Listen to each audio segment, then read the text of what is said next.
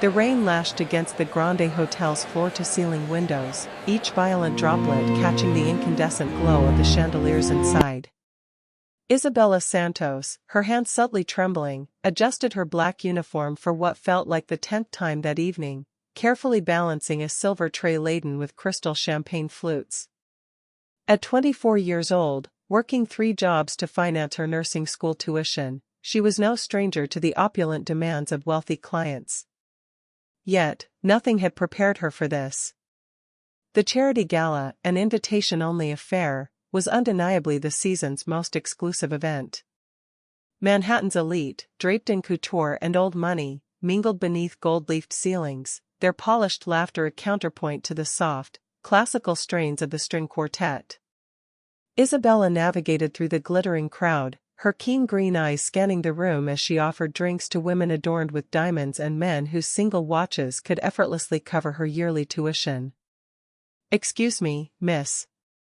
A woman with impeccably styled silver hair elegantly beckoned Isabella closer. "Could you please refill our table?"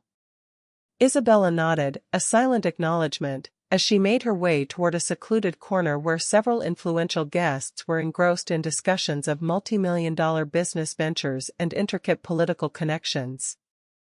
As she drew nearer, she caught tantalizing fragments of their conversation, the usual affluent small talk about fluctuating stock prices and strategic real estate acquisitions. But then, an abrupt shift occurred. 2 men detached themselves from the main group, their movements subtly furtive, and headed toward the glass terrace overlooking the sparkling city.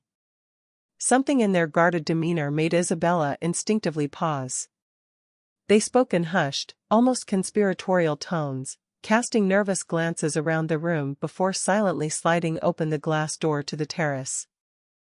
Isabella knew, with a certainty that prickled her skin, that she shouldn't listen.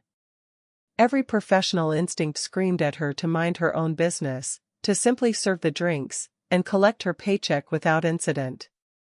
But a powerful, irresistible curiosity won out. She positioned herself discreetly near the terrace door, feigning to organize a stack of pristine glasses, all the while straining every nerve to catch snippets of their low-pitched conversation. "The shipment arrives Thursday," one man murmured, his accent thick and distinctly unfamiliar. "Port Authority, Warehouse 17. My employer expects full payment upon delivery.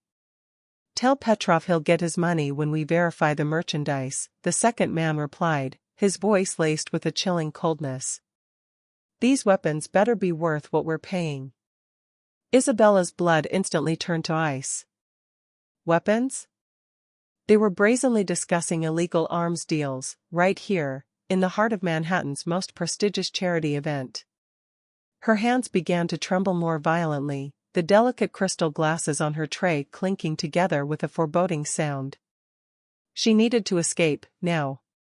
But as she hastily turned to retreat, her elbow fatefully brushed against the edge of a decorative plant stand. The unexpected impact sent her tray arcing into the air, the crystal champagne flutes exploding against the polished marble floor in a deafening symphony of destruction.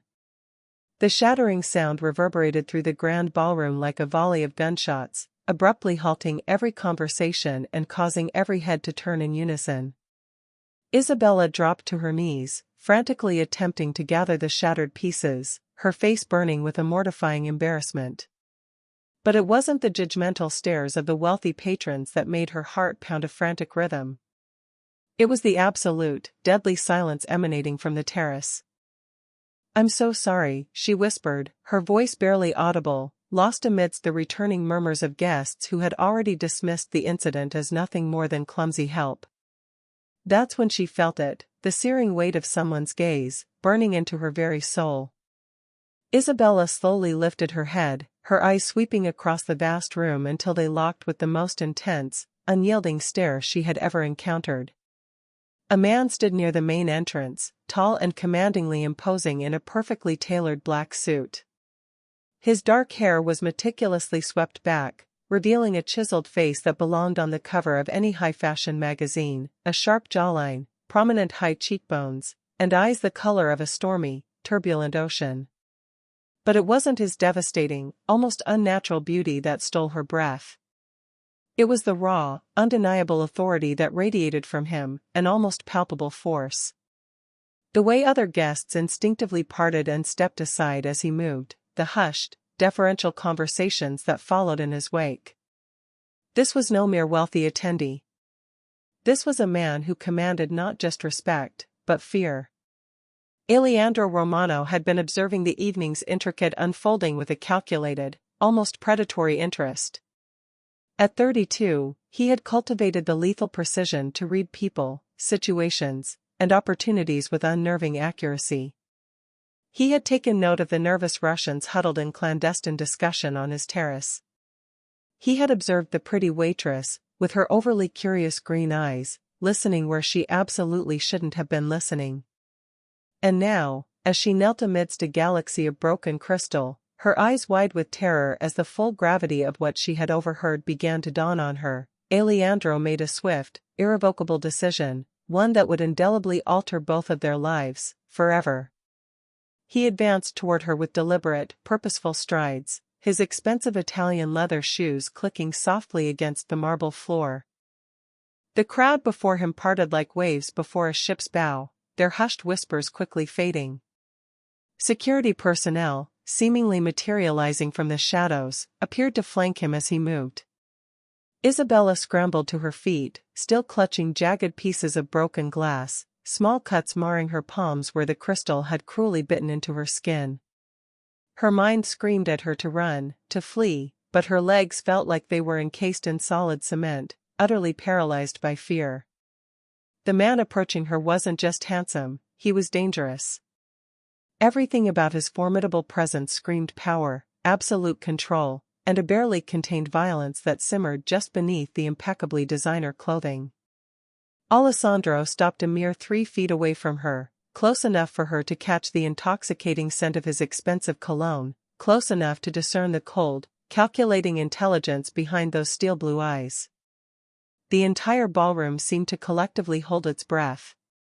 He raised one perfectly manicured hand and pointed directly at her, his voice carrying with an unnerving clarity through the suddenly silent room.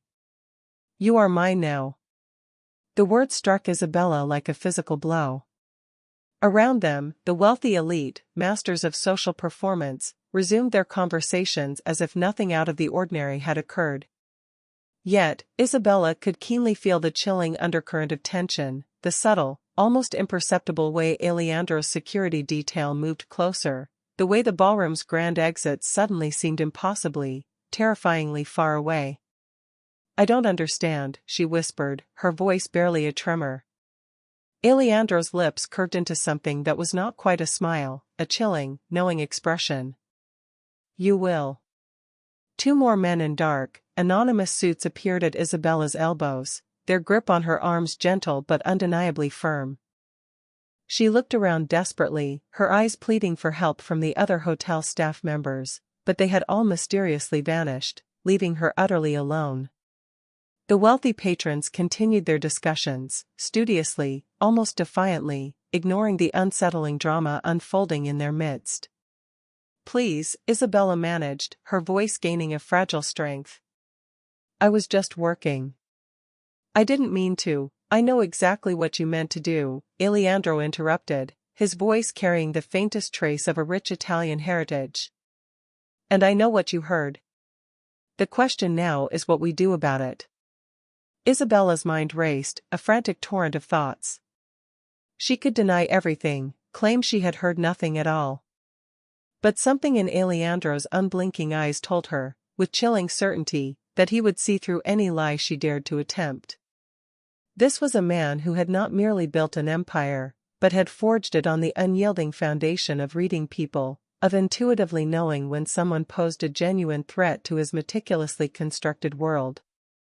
"I won't tell anyone," she blurted out, her words tumbling over each other. "I swear I'll forget everything. I just want to go home." Alejandro studied her for a long, unsettling moment, his penetrating gaze sweeping from her frightened face to her trembling hands, still weeping tiny drops of blood from the crystal cuts. When he finally spoke again, his voice was softer, yet no less commanding, carrying an undeniable weight of authority. Home isn't safe for you anymore, Isabella Santos. The casual use of her full name sent a fresh wave of chills down her spine. How did he know who she was? How long, exactly, had he been watching her? You know things now, he continued, stepping closer until she could feel the faint heat radiating from his formidable body. Things that certain powerful people would kill to keep secret. Things that instantly put a target on your back the very moment you heard them. I don't want to know anything, Isabella protested, the first hot tears threatening to spill down her pale cheeks. I just want to finish nursing school and have a normal life. Normal disappeared the moment you decided to eavesdrop, Alessandro stated, though his tone held a surprising, almost unexpected gentleness. But I'm offering you something better than normal. I'm offering you protection. The men at her elbows tightened their grip ever so slightly, a subtle but unmistakable reminder that this was not, in any real sense, a choice. Isabella cast one last, lingering look around the opulent ballroom, at the glittering chandeliers, the oblivious wealthy patrons, the world of immense privilege she had been serving her entire life but to which she had never, and would never, truly belong. When her eyes met Alessandro's again, she saw something that genuinely surprised her. Not cruelty, but a flicker of what appeared to be genuine concern. Whatever he was, whatever shadowy deeds he committed, he seemed to truly believe she was in grave danger. What if I refuse? She asked quietly, her voice barely a whisper. Alessandro's expression darkened, growing rigid. Then you leave here alone. And I give you exactly 24 hours before Petrov's men find you. And when they do, they won't be as generous as I'm being. The choice, she realized with a cold dread, wasn't really a choice at all.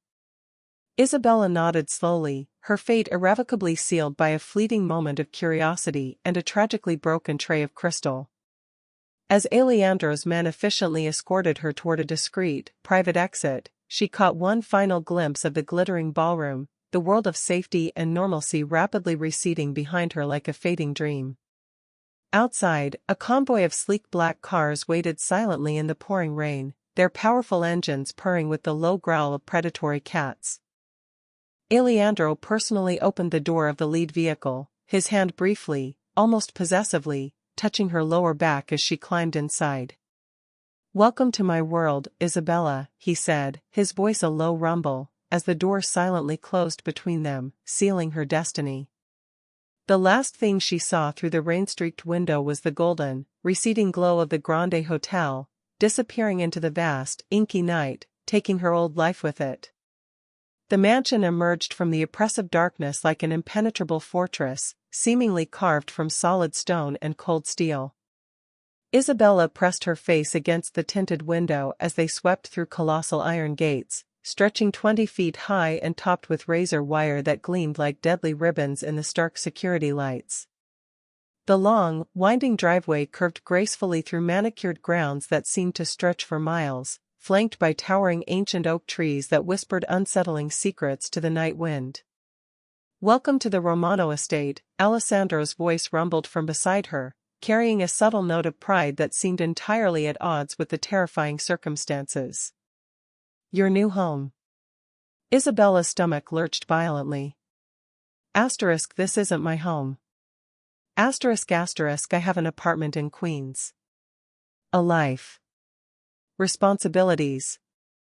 Not anymore. His interruption was gentle, yet absolute, leaving no room for argument.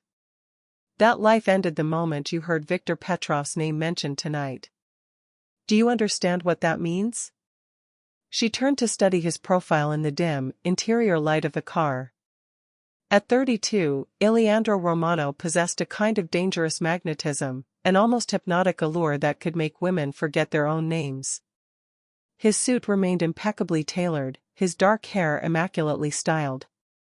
But there was something undeniably predatory in the way he held himself, a primal power, like a sleek panther masquerading as a docile house cat. I don't understand any of this, Isabella admitted, her voice barely above a whisper, trembling. I don't even know who you are. A ghost of a smile, fleeting and chilling, played at the corners of his mouth. No, but I know everything about you. The car glided to a halt at the imposing front entrance, where more men in dark suits already stood waiting. Isabella counted at least 6, their faces etched with a stone-cold professionalism as they meticulously scanned the surrounding darkness. Each man carried himself with military precision, hands positioned discreetly near concealed weapons. Alejandro exited the car first, then extended a hand to help her out. His touch was surprisingly warm, unexpectedly gentle, but Isabella could distinctly feel the calluses on his palm, a silent testament to a man who had worked with his hands, perhaps long before he began wearing $1,000 suits. The grandeur of the foyer literally took her breath away. Polished black marble floors flawlessly reflected the dazzling light from a colossal crystal chandelier that must have cost more than her entire yearly tuition. The ceiling soared an astonishing 30 feet above them, adorned with intricate molding that spoke of old-world craftsmanship and immeasurable expense. Paintings that rightfully belonged in museums graced the walls, their enigmatic subjects watching with knowing, timeless eyes as she was escorted deeper into this bewildering new world of immense wealth and undeniable power. "Marco," Alessandro called, and a man stepped forward from the deeper shadows. Tall and lean, with distinguished graying temples, he carried himself with the quiet, self-assured authority of someone utterly accustomed to being instantly obeyed. "This is Isabella Santos. She'll be staying with us indefinitely." Marco's dark, assessing eyes swept over her with the thoroughness of a high-tech security scanner. The guest wing, the blue room, and discreet postcards on that floor. "Miss Santos is under my personal protection." Isabella, finding a spark of her voice, interjected. "I don't need guards. I need to go home." Both men turned to look at her, and she was struck by the unsettling similarity in their expressions, patient, almost paternal, as if she were a naive child who simply couldn't grasp the complex realities of adult decisions. "Isabella," Alejandro said, removing his perfectly tailored suit jacket and draping it casually over his arm. Beneath the expensive fabric, she could now discern the defined contours of muscles, clearly earned through far more than just routine gym sessions. "Tell me, what do you know about Viktor Petrov?" "Nothing. I'd never heard that name before tonight." "Petrov runs the largest weapons smuggling operation on the East Coast. He also controls human trafficking routes from Eastern Europe, drug distribution networks that span 12 states, and has personally ordered the deaths of over 200 people." Alejandro's voice remained unnervingly conversational, as if he were merely discussing the weather. 3 months ago, he put a $5 million bounty on anyone who could provide information about my business operations. Isabella felt the blood dramatically drain from her face, leaving her utterly pale. "But I don't know anything about your business." "No, but you witnessed his men discussing their next shipment. You heard dates, locations, names. That makes you either an asset or a liability." He stepped closer, close enough that she could distinctly smell his cologne, something expensive and overtly masculine that, despite her mounting fear, made her pulse quicken. Marco cleared his throat discreetly. "Sir, the files you requested." Alejandro took a thick manila folder from his lieutenant's hands and opened it, revealing a disturbing collection of photographs, official-looking documents, and what appeared to be detailed surveillance reports. Isabella's heart stopped dead in her chest when she saw her own face staring back at her from a dozen different angles. "Isabella Marie Santos, age 24, Alejandro read aloud, his voice devoid of inflection. Currently enrolled at Columbia Nursing School, maintaining a 3.8 GPA while working 3 part-time jobs to pay tuition. Lives alone in a 1-bedroom apartment on 47th Street in Queens. Rent consistently paid 2 days late, but never missed. Parents died in a car accident when she was 16. Raised by her uncle Thomas Santos until age 18. Isabella's legs felt weak, threatening to buckle beneath her. When did you? Your uncle Thomas owes money to some very dangerous people," Alejandro continued, his voice softening now, almost dangerously empathetic. People who would see his debt seamlessly transferred to you without hesitation. People who wouldn't hesitate to use your nursing skills to patch up their soldiers or, when your usefulness expired, sell you to the highest bidder. Uncle Thomas wouldn't, she started, but the conviction utterly died in her throat. Her uncle had always been notoriously secretive about his finances, his frequent, unexplained trips to Atlantic City, the shadowy men who sometimes called late at night, speaking in hushed, urgent tones. Alessandro closed the file with a sharp, decisive snap that echoed through the vast foyer. I've been watching you for 3 weeks, Isabella. Not because I intended to involve you in my world, but because your uncle foolishly listed you as collateral on his gambling debts.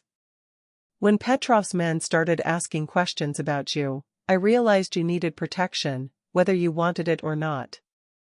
The stark admission hit her like a physical blow, leaving her breathless. She was merely collateral, property to be bartered and traded by ruthless men who saw her as nothing more than a disposable means to an end. So, you see, Alejandro continued, his voice calm, rational. This isn't really about what you overheard tonight, though that certainly complicated matters significantly. This is about keeping you alive long enough to find a permanent solution to your uncle's stupidity. Isabella sank onto a nearby ornate chair, her legs finally giving out completely. The elegant, expensive furniture felt utterly foreign beneath her, too rich, too perfect, too alien for someone like her. What kind of solution? The kind that ensures Petrov never has reason to think about you again. Alejandro's voice carried a chilling note of finality that made her shiver, despite the opulent warmth of the room. But that will take time to arrange properly. Until then, you're safest here. Marco approached with another file, this one noticeably thinner. The security assessment is complete. Perimeter is clean, but we've identified 3 surveillance points that suggest we're being watched. Russian, most likely. Should we deal with them? Alejandro considered this for a long moment, his jaw tightening almost imperceptibly, a flash of cold calculation in his eyes. No, let them watch for now. I want them to see that she's under my protection. Sometimes the appearance of strength is more valuable than the demonstration of it. Isabella listened to this chilling exchange with growing horror. These men discussed violence and death as casually as others might plan a dinner party, and somehow, inexplicably, she had become a mere piece on their dangerous chessboard, moved around according to strategies she couldn't even begin to comprehend. I want to call my uncle, she said suddenly, her voice laced with desperation. I want to hear this from him. Alejandro and Marco exchanged a look that made her stomach clench with an icy premonition. That might not be possible, Alejandro said, his voice unusually careful. Why not?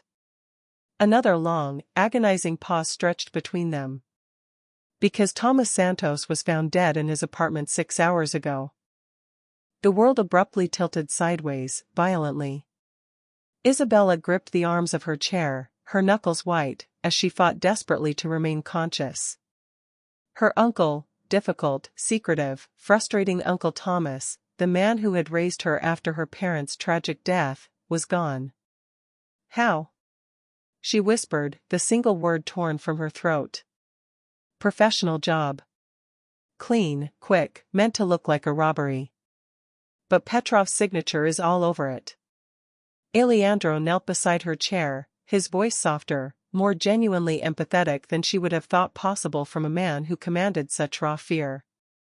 I'm sorry, Isabella. I truly am. Tears burned fiercely behind her eyes, hot and insistent, but she stubbornly refused to let them fall. Not here. Not in front of these dangerous strangers who now held her very life in their formidable hands. What happens to me now? Now you learn to live in my world, Alessandro said, rising to his full, imposing height. Marco will show you to your room. Tomorrow we'll discuss your new circumstances in detail.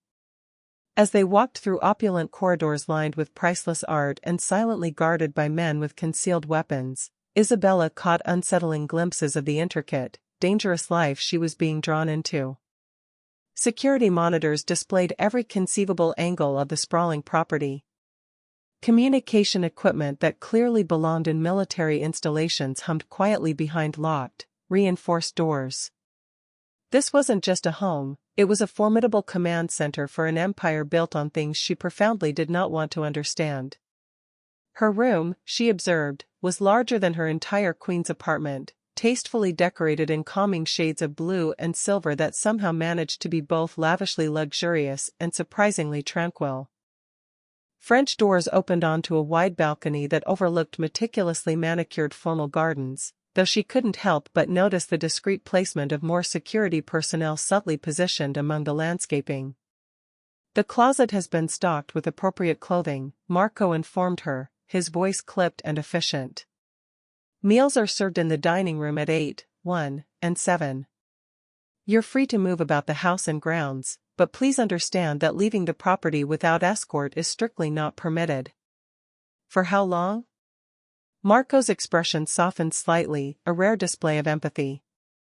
"That depends on factors beyond anyone's immediate control, Miss Santos. But Mr. Romano is a man of his word.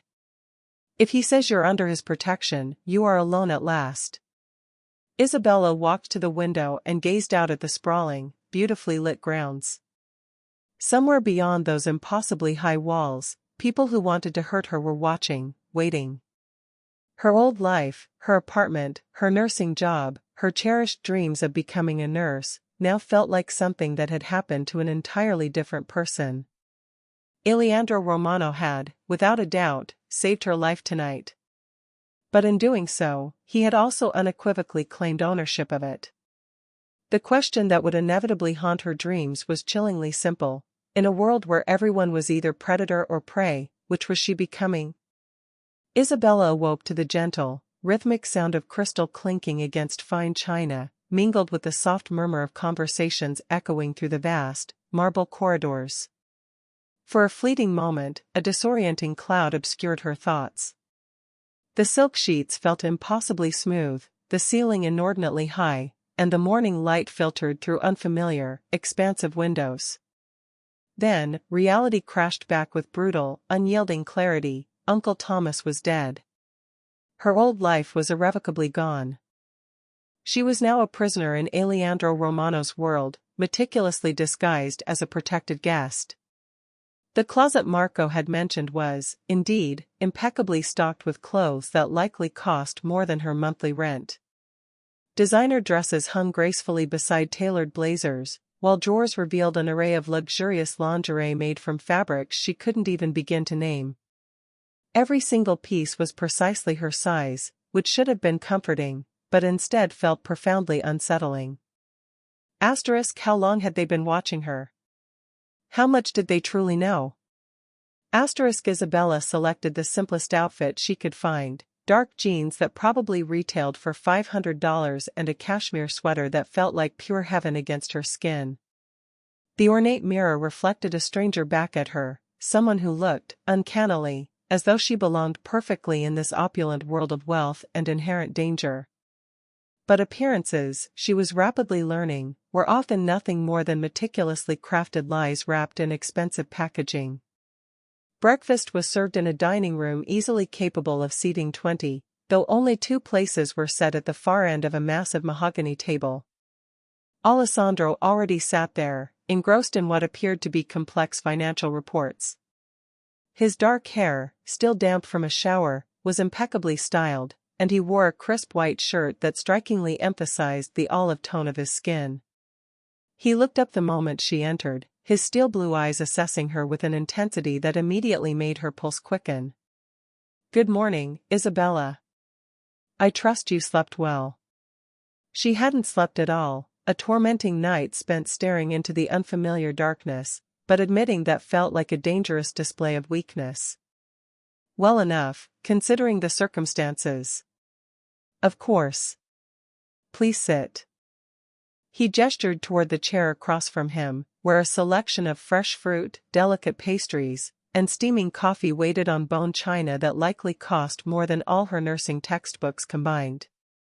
We have much to discuss. Isabella remained standing, crossing her arms defiantly over her chest, a small act of rebellion.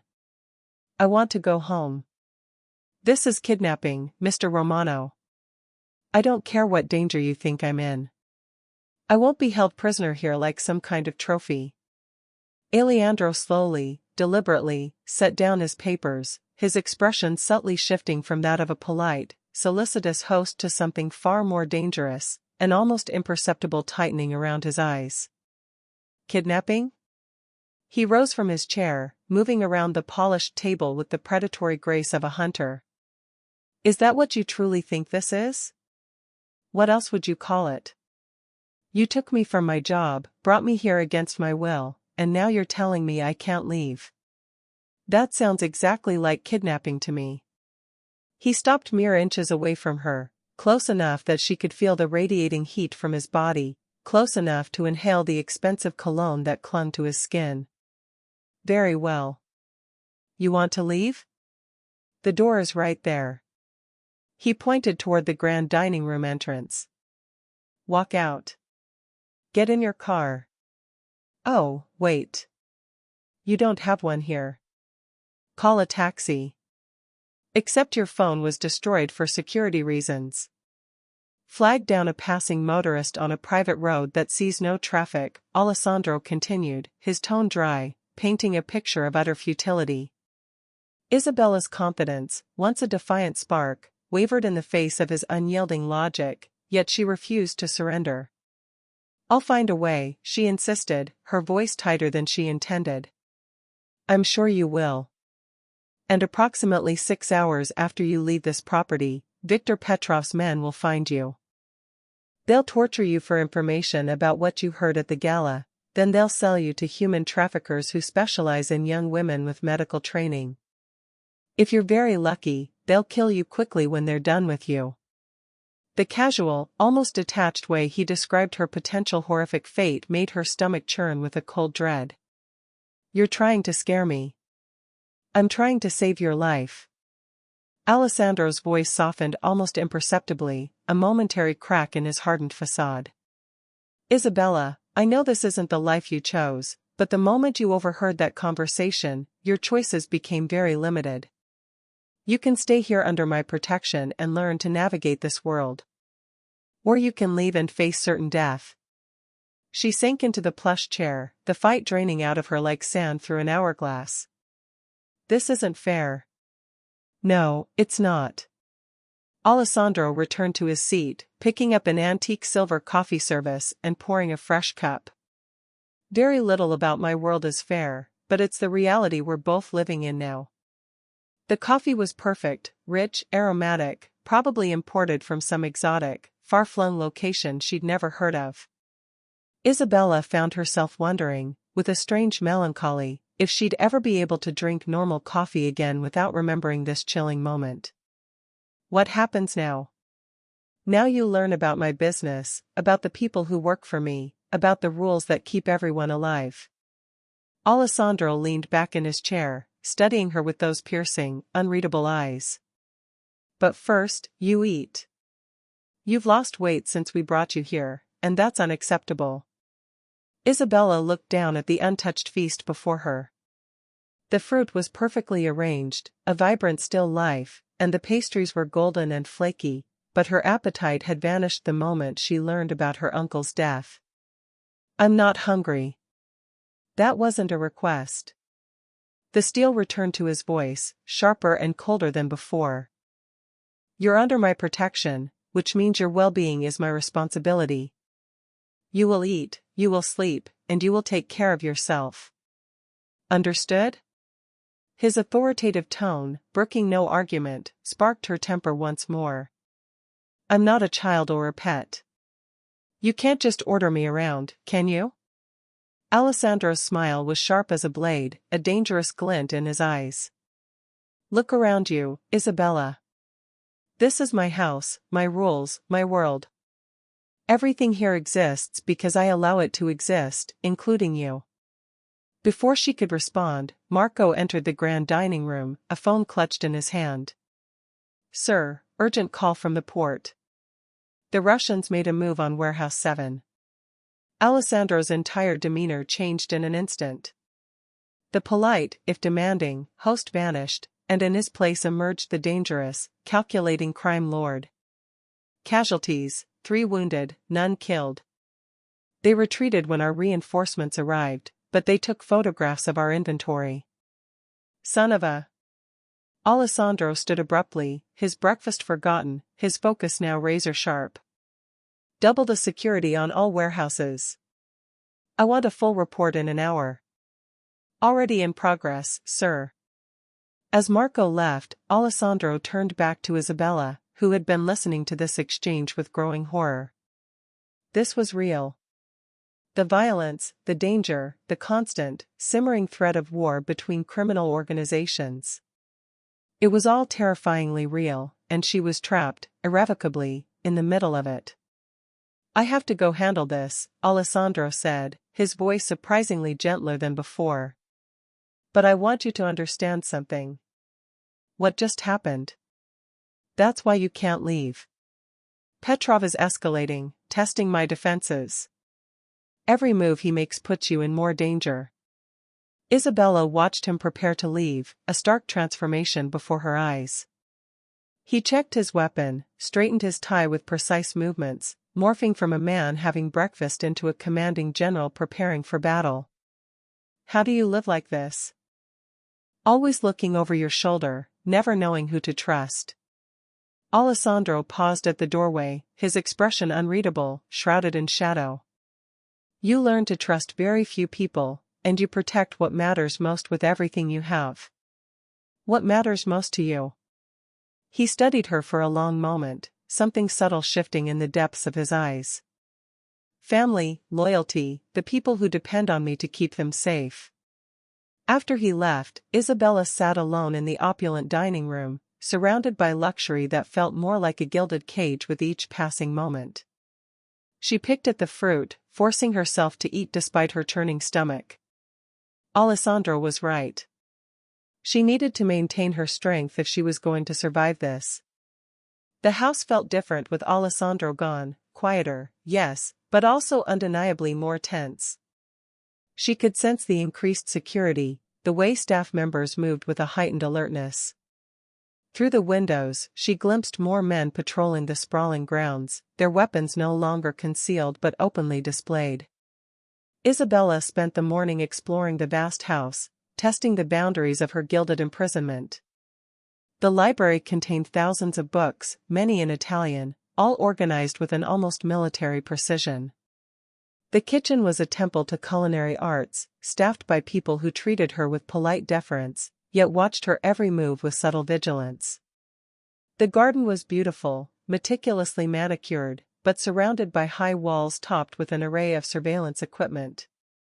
It was in the afternoon, while reading in a sun-drenched conservatory, that Isabella heard the commotion. Shouting voices, the rumble of powerful car engines, the sharp slam of doors echoing through the mansion. She moved to the window and saw Alessandro returning. But something was wrong. He was walking differently, favoring his left side, and dark, ominous stains bloomed on his once pristine white shirt. Marco and 2 other formidable men flanked him as they entered the house, their expressions grim. Isabella found herself moving toward the main foyer before she consciously decided to do so, her nursing instincts already taking over.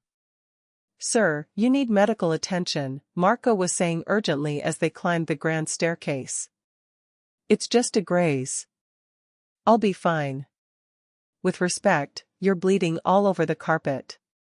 Isabella stepped forward, her professional training overriding her lingering fear and anger. "I can help." All 4 men turned to look at her, surprise flickering across their faces. Alessandro's eyes met hers, and she saw something she hadn't expected: vulnerability.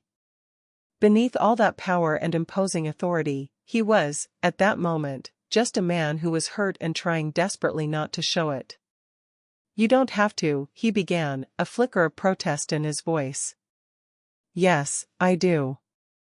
Isabella moved closer, her gaze sharp and assessing, studying the way he held himself, the pallor beneath his olive skin. Where are you hit? Left shoulder. Bullet grazed me during the warehouse inspection. Isabella looked at Marco, her voice firm and efficient.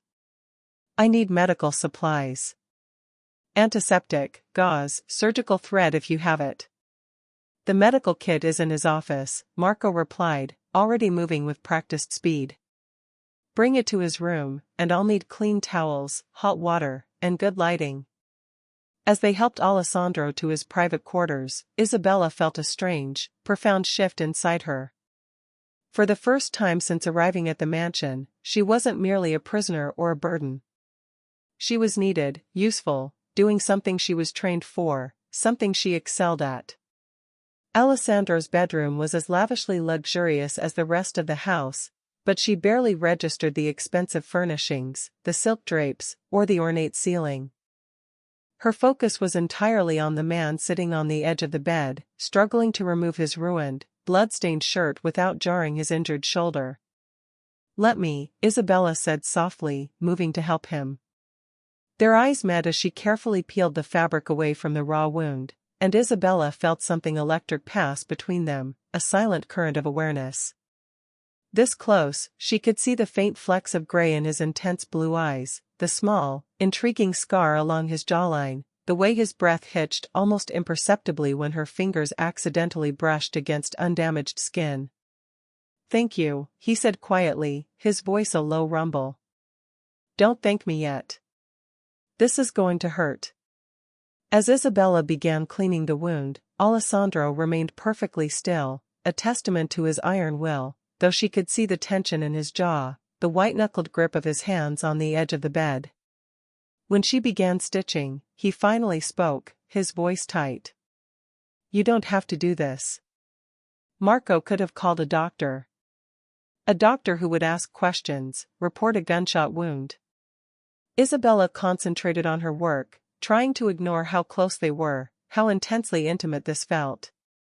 Besides, this is what I'm trained for. It's what I love doing. Helping people, healing them, fixing what's broken. She tied off the last stitch and began bandaging the wound, a wry humor entering her tone.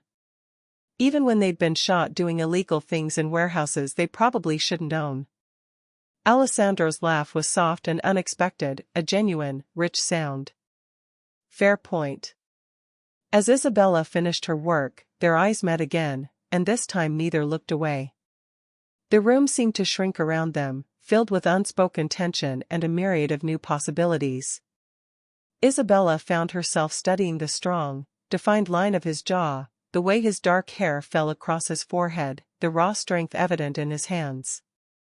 Isabella, he said softly, his voice rougher than usual, laced with a vulnerability she hadn't heard before. Yes.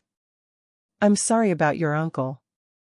About your life being turned upside down. About everything. If there had been any other way.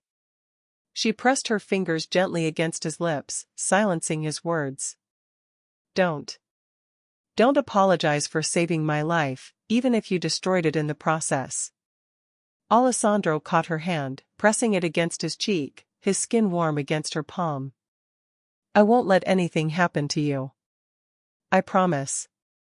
In that moment, surrounded by luxury that now felt less like a prison and more like a sanctuary, Isabella realized something that terrified her more than any external threat. She was beginning to trust the dangerous man who held her fate in his hands. And even worse, she was beginning to want him. The attack came at 3 o'clock in the morning, shattering the fragile illusion of safety that had begun to settle over Isabella like a comfortable blanket. She woke abruptly to the sound of automatic gunfire echoing through the mansion's corridors, followed by shouts in languages she didn't recognize, and the heavy, synchronized footsteps of men moving with military precision. Isabella pressed herself against the bedroom wall, her heart hammering so loudly she was certain its frantic beat would give away her position. Through the French doors leading to her balcony, she could see muzzle flashes lighting up the sprawling gardens like deadly fireflies. The perfectly manicured grounds had become a brutal battlefield, with Alessandro's formidable security forces engaged in fierce, desperate combat against intruders who had somehow breached the estate's formidable defenses. The door to her room burst open without warning, and Isabella bit back a scream as a figure in tactical gear filled the doorway. For a terrifying moment, she thought the attackers had reached her, but then she recognized Marco's voice, muffled beneath the black mask. "Miss Santos, we need to move now." Isabella didn't argue. She grabbed the silk robe Alessandro had provided, a luxurious garment probably worth more than her monthly rent, and followed Marco into the chaotic corridor. The mansion felt profoundly different in the darkness, transformed from a luxury prison into something resembling a war zone. Emergency lighting cast everything in harsh, unsettling red shadows, and the terrifying sound of combat echoed from multiple directions. "Where's Alessandro?" she asked, her voice thin with fear, as Marco led her down a hallway she'd never seen before, coordinating the defense from the main security center through his headset. "He wanted you moved to the safe room until this is over." The safe room turned out to be a reinforced bunker, ingeniously hidden behind a bookshelf in Alessandro's study. The space was larger than Isabella had expected, equipped with sophisticated communication equipment, essential medical supplies, and enough food and water to last for days. But what struck her most was the wall of monitors, showing every angle of the estate's grounds, a horrifying panoramic view of the unfolding battle. On screen after screen, she watched the battle unfold with grim fascination. Alessandro's men moved like a well-trained army, using the estate's intricate layout to their advantage as they engaged the relentless attackers. But the intruders were professional, too. Their movements were coordinated, their equipment military-grade. This wasn't some random attempt at robbery or revenge. This was a calculated assault by people who had meticulously studied the Romano defenses and planned accordingly. "Russians," Marco said, following her gaze to the monitors, his voice tight. "Petrov's elite strike team. They've been planning this for weeks." Isabella watched one particular monitor that showed Alessandro himself. He was dressed in tactical gear, carrying an assault rifle with the same casual confidence other men might carry a briefcase. He moved through the combat zone like he was born to it, directing his forces with precise hand signals and taking out enemies with precision shots that spoke of extensive military training. "He's good at this," Isabella murmured, surprised by the observation. "The best I've ever seen." Alessandro didn't inherit his position. He earned it in situations exactly like this one. Marco checked his weapon while monitoring the communications equipment, his jaw set. "But Petrov's people are good, too. This won't be over quickly." As if summoned by his words, the lights in the safe room flickered and went out, plunging them into darkness, broken only by the eerie glow of the monitors. Emergency power kicked in a moment later, but the brief blackout felt like a chilling omen. "They're trying to cut power to the main house," Marco explained, speaking into his headset in rapid Italian before switching back to English. "Alessandro is moving to the backup generator room. If they take out our power completely, we lose the security systems." Isabella found herself gripping the edge of the desk as she watched Alessandro disappear from one monitor and reappear on another, moving through the mansion's lower levels with two other men flanking him. The basement corridors looked starkly different from the rest of the house, more utilitarian, designed for raw function rather than opulent beauty. "Marco," she said quietly, her voice barely a whisper. "What my uncle owed money for? Was it really just gambling debts?" Marco glanced at her, something subtle shifting in his expression, a guardedness in his eyes. "What makes you ask that?" "This," Isabella gestured at the monitors showing the ongoing, brutal battle. "This level of response, the resources Petrov is willing to commit. People don't launch military operations over gambling debts." Marco was quiet for a long moment, clearly weighing how much truth to share, his gaze distant. "Your uncle was involved in more than gambling, Miss Santos. He was smuggling medical supplies, stolen from hospitals, resold on the black market. Petrov used those supplies to patch up his soldiers after operations. The revelation hit Isabella like a physical blow, stealing her breath. Medical supplies. Surgical equipment. Pharmaceuticals. Blood products. Things that are difficult, if not impossible, to obtain without proper credentials and a legitimate purpose. Marco's voice was gentle but firm, delivering the final, crushing truth. Your uncle knew you were studying nursing. He planned to use your access to expand the operation once you graduated. Isabella sank into a chair, the weight of this horrifying knowledge pressing down on her like a physical burden. Her uncle hadn't just been gambling away his life, he had been stealing vital medical supplies that could have saved countless lives, selling them to criminals who used them to continue their violent operations. And he had planned to drag her, his own niece, into that dark, twisted world. Alessandro knew? She asked quietly, her voice hoarse. He's known for weeks. It's one of the reasons he's been watching you. To determine if you were involved, or if you could be used against your will. On the monitors, the battle was intensifying. Isabella watched Alessandro and his team reach the generator room, only to find it already occupied by Petrov's men. What followed was a close-quarters firefight that made her stomach clench with anxiety. She found herself holding her breath every time Alessandro appeared in the frame, releasing it only when she saw him move safely to the next position. He's been protecting me from the beginning, Isabella realized, a chilling clarity washing over her, even before the gala. Yes, but tonight changes everything. Petrov isn't just trying to collect a debt anymore. He's trying to eliminate a witness and send a powerful message to Alessandro. This is about territory, power, control. The lights flickered again, and this time they stayed off longer before the backup power finally engaged. On the monitors, Isabella could see that Alessandro's team had secured the generator room. But the victory had come at a cost. One of his men was down, and Alessandro himself was moving differently, favoring his right leg in a way that suggested injury. He's hurt, Isabella said, starting to rise from her chair, her nursing instinct screaming. Marco caught her arm, his grip firm. He's handled worse. And you're safer here. I'm a nursing student, Marco. If he's injured, I can help. If you leave this room and something happens to you, Alessandro will burn down half the city in revenge. Petrov is counting on emotional responses.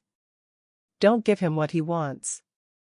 Isabella wanted to argue, to fight, but the cold, harsh logic was undeniable. Instead, she focused on the monitors, tracking Alessandro's progress as he and his remaining team member fought their way back toward the main house. The attacking force was retreating, but they were doing so in an organized fashion. This hadn't been a desperate gamble, but a calculated, brutal probe of Alessandro's defenses. It was another hour before the all-clear signal finally came through Marco's headset. The mansion fell into an eerie quiet, broken only by the distant, fading sound of sirens, emergency services that would arrive to find nothing more than a gas leak explosion that had mysteriously damaged some landscaping. When Alessandro finally appeared in the safe room doorway, Isabella's breath caught in her throat. His tactical gear was torn and streaked with blood. His face was smudged with smoke and dirt, and there was a grimness in his eyes that spoke of violence recently committed, of lives taken. But he was alive, and that, in that singular moment, was all that mattered to her. Status report, he said to Marco, his voice hoarse from shouting orders, but still commanding. Perimeter secured. 4 attackers down, 3 captured, the rest retreated. We lost Jensen, and Rodriguez is in surgery. Alessandro nodded grimly, then his gaze, heavy with unspoken concern, scanned the room. And her? Safe? She never left this room? Only then did Alessandro's gaze shift to Isabella, and she saw something profound change in his expression, relief so absolute it was almost physical, washing over his scarred features. He crossed the room in 3 swift strides and pulled her into his arms without a single word, holding her against his chest with a raw desperation that spoke louder than any declaration. Isabella melted into his embrace, breathing in the intoxicating scent of gunpowder and expensive cologne, feeling the rapid, powerful beat of his heart against her cheek. For the first time since arriving at the mansion, she felt completely safe. Not because of the towering walls or the armed guards or the sophisticated security systems, but because of the man holding her, like she was the most precious, irreplaceable thing in his dangerous world. I thought, Alessandro started, his voice rough, thick with emotions he was struggling, for once, to control. Then he stopped, unable to articulate the fear that had gripped him. "I'm okay," Isabella whispered against his chest, her own voice shaky with emotion. "We're both okay." Alessandro pulled back just enough to look at her face, his hands framing her cheeks with a gentleness that seemed impossible from someone who had just been engaged in lethal combat. "Isabella, I need you to understand something. After tonight, there's no going back. Petrov has declared war, and that means—" She silenced him by pressing her lips to his, a kiss born of adrenaline and lingering fear, and the overwhelming, intoxicating relief of survival. Alessandro stiffened in surprise for a fraction of a second before responding with a hunger that matched her own, his arms tightening around her as if he could protect her from the entire world through sheer force of will. When they finally broke apart, both breathing hard, Isabella looked directly into his storm-gray eyes and made her choice, clear and unwavering. "I'm in danger because of you," she said quietly, her voice steady now. "But I'm alive because of you, too. I choose you, Alessandro. I choose this life, whatever it brings." Alessandro searched her face for any sign of doubt or fear, finding instead a fierce determination that matched his own. "You know what that means? What this world will demand of you. I'm learning. And I'm stronger than you think." Alessandro's smile was fierce and proud, and tinged with something that might have been love, a rare and precious emotion in his brutal world. "Yes, you are." Outside the safe room, the Romano Empire was regrouping, licking its wounds, and preparing for whatever Petrov's next move might bring. But inside that reinforced bunker, two people who had found each other in the middle of a war sealed their fate with another kiss, one that tasted of gunpowder and promises, and a future neither of them could fully imagine, but both were fiercely willing to fight for. The discovery came 3 days after the attack, hidden in Alessandro's private office behind a large, antique painting of his stern-faced grandfather. Isabella had been looking for medical supplies to restock the estate's first aid stations when she accidentally triggered a hidden mechanism behind the portrait. What she found changed everything she thought she knew about her place in Alessandro's world, shattering her fragile peace. The secret room contained a sophisticated array of surveillance equipment, advanced communication devices, and most damning of all, detailed files on every single person in Alessandro's organization. Among them were a thick folder marked with her uncle's name and another, equally substantial, bearing her own. But it wasn't just the existence of these meticulously kept files that shattered her nascent trust, it was their contents. Isabella's hand shook as she opened her own file, finding photographs dating back months before the gala, long before she had ever consciously met Alessandro. Images of her leaving her apartment, walking to class, working diligently at the hospital where she did her nursing practicum.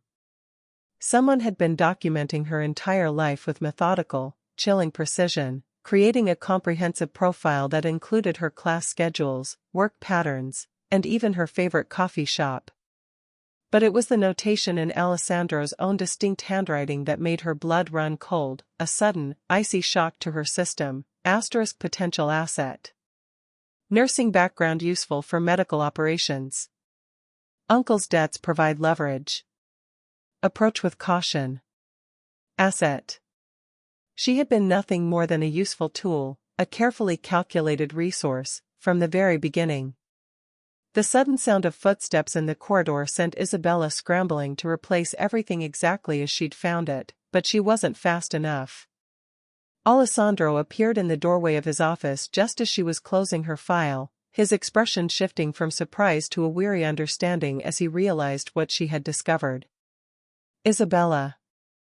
His voice was carefully controlled, revealing nothing of what he was thinking, a master of concealment. She turned to face him, the damning file still clutched tightly in her hands like irrefutable evidence of betrayal. "How long?" The question came out as barely a whisper, raw with hurt. "How long were you watching me before the gala?" Alessandro stepped into the office, closing the door behind him with deliberate, ominous care. When he spoke, his voice carried a weight of inevitability, as if this painful moment had always been destined to arrive. 6 weeks. The admission hit her like a physical blow, a punch to the gut. 6 weeks. You were planning this. All of this, from the very beginning. Not all of it. Alessandro started to close the distance, but Isabella instinctively recoiled, taking a defensive step back. He acknowledged her uncle's situation had presented an opportunity, a strategic opening. Yes, he conceded. But what unfolded at the gala? What grew between us? That was never part of any calculated scheme. Isabella's laugh was sharp and devoid of humor, a brittle sound that reverberated off the sterile office walls. "What developed between us?" she scoffed, her voice laced with cynicism. "You mean my convenient utility as a medical consultant for your sprawling criminal empire?" Alessandro began to protest, "That's not," but Isabella abruptly cut him off, holding up a declarative hand. "Don't you dare try to tell me this wasn't meticulously calculated. I've read the file, Alessandro. I know precisely what you truly think of me." Alessandro's jaw visibly tightened, the carefully constructed facade of his composure fracturing around the edges. "Do you know what I thought of you 6 weeks ago?" he countered, his voice raw. "Before I truly knew you, before I began to understand, before you understood what?" Isabella interjected, her gaze sharp and unforgiving. "That I could be manipulated more effectively with kindness than with overt threats." His next words, however, stunned her into silence. "Before I fell in love with you." The confession hung suspended in the air between them, a fragile, unspoken bridge that neither was sure they possessed the courage to cross. Isabella's gaze drilled into Alessandro's face, meticulously searching for any flicker of deception, any subtle tell that this was merely another calculated maneuver. What she found instead was a startling, raw vulnerability, the kind of genuine exposure a man like Alessandro would never feign, for it stripped away too many layers of his guarded persona. "Love?" Isabella echoed, the word sounding hollow and alien on her tongue. "Is that what you call this? Maintaining detailed files on me as if I were some hardened criminal, having me relentlessly followed and photographed like a high-value target?" Alessandro ran both hands through his dark hair, a rare gesture that completely shattered his normally impeccable composure. "It was surveillance, yes," he admitted, his voice tight. "But not for the insidious reasons you imagine." "Then explain it to me," Isabella challenged, her tone biting. "Explain how shadowing my every move constituted protection." Alessandro's voice became strained, laden with a heavy truth. "Your uncle wasn't merely mired in debt to Petrov. He was actively funneling sensitive intelligence to the Russians, details about hospital security systems, medical supply storage protocols, pharmaceutical shipment schedules. He was orchestrating an elaborate operation designed to leverage your access as a nursing student, to steal controlled substances and medical equipment on an industrial, systematic scale." Isabella felt the blood dramatically drain from her face, leaving her suddenly pallid. "That's impossible," she breathed, barely a whisper. "Is it?" Alessandro pressed, his voice gentle but firm. "Think about it, Isabella. The late nights, the cryptic phone calls, his constant need for money without ever offering a plausible explanation. The influential connections he boasted about with hospital administrators, despite having no legitimate background in healthcare himself." With a horrible, dawning clarity, the disparate pieces of her past began to click into place. Uncle Thomas's insistent urging for her to pursue nursing school specifically at Columbia. His sudden, intense interest in her clinical rotations, always plying her with detailed questions about hospital procedures and supply management. The specific job applications he had proactively encouraged her to fill out for positions at targeted medical facilities. He was grooming me, Isabella whispered, the horrifying realization washing over her like a deluge of ice water. From the day you started nursing school, Alessandro confirmed, his voice now noticeably gentler, yet still weighted with the undeniable pain of truth. Perhaps even before that. The entire operation was meticulously designed to unfold gradually, over a period of years.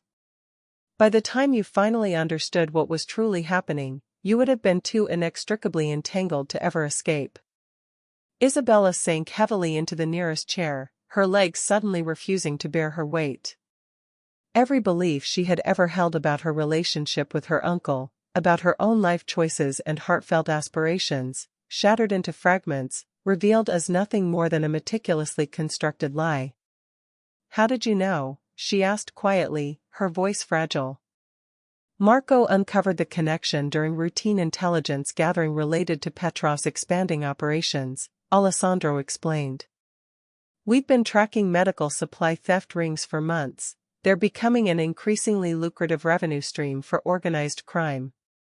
When your uncle's name surfaced in our ongoing investigation, I immediately ordered surveillance to ascertain your level of unwitting involvement." Alessandro moved closer, dropping to one knee beside her chair, deliberately bringing their eyes to the same level. "I honestly expected to find a willing accomplice," he admitted, his gaze intense. "Someone already corrupted by greed or desperation.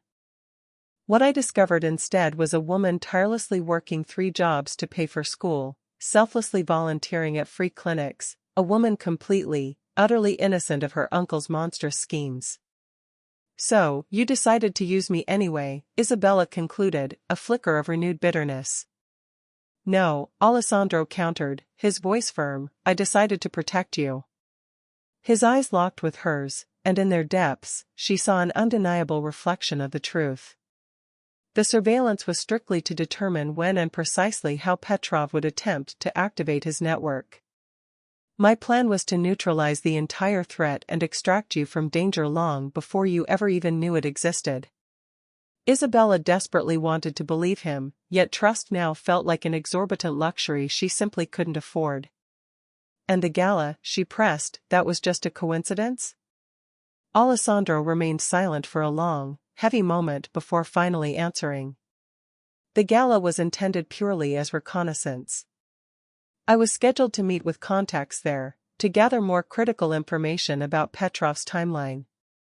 You, Isabella, were supposed to be safely at home that night." "But I wasn't," she finished, the memory of that fateful night fresh. "No," he agreed, his voice softening. "You picked up an extra shift, working an event that inadvertently placed you in the very heart of something you should never have witnessed." "Everything after that?" she prompted. Alessandro tentatively reached out, his fingers gently brushing hers. "Everything after that," he confessed, was sheer improvisation, a desperate, moment-by-moment struggle to keep you alive in a situation that had spiraled completely beyond anyone's control." Isabella's gaze dropped to his hand, now gently covering hers, and she remembered the quiet comfort that very touch had offered her during the darkest, most terrifying moments of the past weeks. "The protection," she murmured, "the safe room, even the medical supplies, it was all planned." The infrastructure was indeed already in place, yes, Alessandro confirmed, his thumb beginning to trace gentle, hypnotic circles on her skin. "But not specifically for you. I maintain a dozen safe houses, multiple contingency plans for every operation I undertake." He paused, his voice dropping to a near whisper. "What wasn't planned was caring so profoundly about whether you lived or died." The raw admission hung heavy in the air between them, an undeniable confession of the heart. Isabella studied Alessandro's face, her perception finally piercing through his practiced, careful control to glimpse the man beneath. Here was someone who had meticulously constructed his entire life around calculating odds and ruthlessly minimizing risk, now utterly undone by an emotion he had clearly never anticipated feeling. I don't know how to trust you, Isabella said quietly, her voice filled with a weary honesty.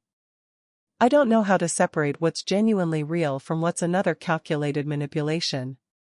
Then don't trust me yet, Alessandro's voice rumbled, rough with a depth of emotion she rarely heard. But don't run either. Give us time to figure out what this is, without the crushing weight of my past mistakes destroying us both. Isabella deliberately pulled her hand away from his, needing that physical distance to gather her thoughts clearly. Us, she repeated, a bitter inflection in her tone. There is no us, Alessandro. There's you, and there's me, and there's a precarious situation you unilaterally created by dragging me into your war with Petrov. You think I wanted this?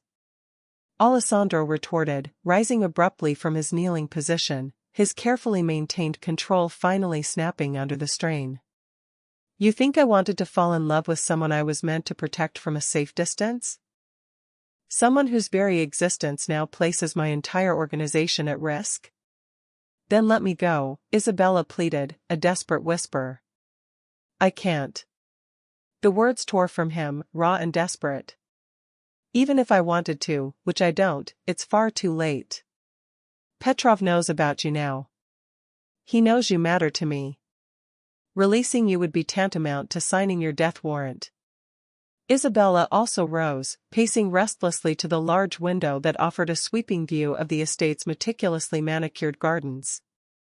Outside, she could clearly see Alessandro's men patrolling the grounds, their disciplined presence a constant, stark reminder of the pervasive danger that now encircled them both. So, I'm trapped here forever, she concluded, her voice hollow. You're protected. There's a difference, Alessandro insisted, his voice firm. Isabella turned back to face him, tears welling in her eyes but stubbornly refusing to fall. Is there? She challenged, her voice razor-sharp. Because from where I stand, it looks remarkably like I've merely traded one prison for another. At least with Uncle Thomas, I knew I was being used. Her words struck Alessandro with the force of physical blows, and Isabella could clearly see the searing pain they inflicted reflected in his eyes. But she was long past the point of sparing his feelings.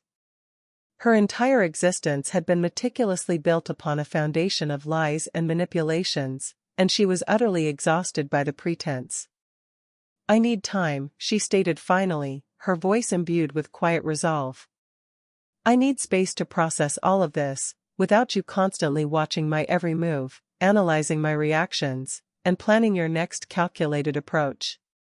Alessandro nodded slowly, a somber acknowledgement, though Isabella could plainly see the immense personal cost of that admission to him. How much time? He asked, his voice strained. I don't know, she replied, her gaze unwavering. Maybe days, maybe weeks, maybe forever. Isabella, no, he began, but her voice cut him off, firm and utterly final. You've made your choice about how to handle this situation. Now, let me make mine.